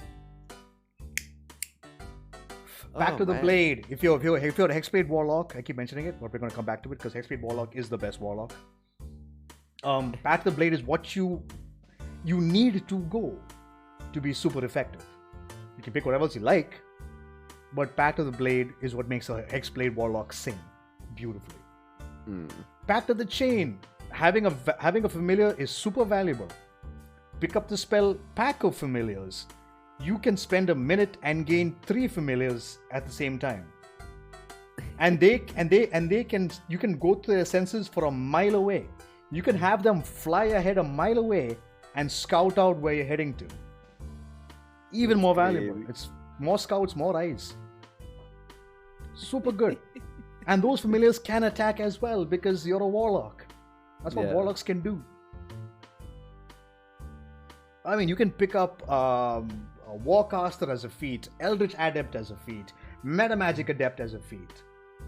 And just build up yourself to whatever you want.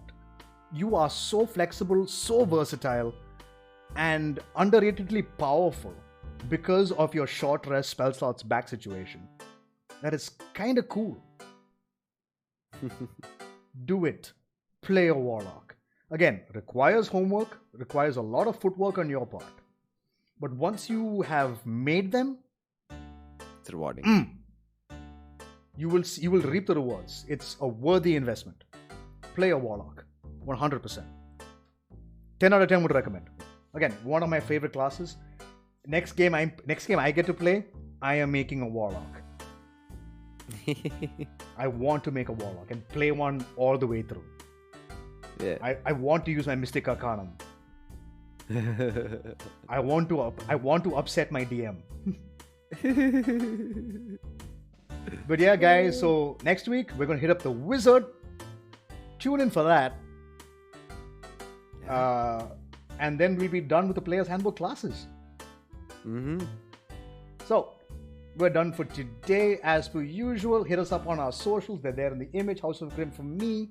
And CornerBoy24_TV for Conrad. Follow him on Twitch at CornerBoy24 on Twitch. And of course, the artwork is brought to you by our talented friend Priscilla Dillon. Hit her up for any artwork that you might need at PrissyDilly on Instagram. Anything else you want to plug on? No. Okay. Good. All right. So thank you guys all so much for watching, and we'll catch you guys all next week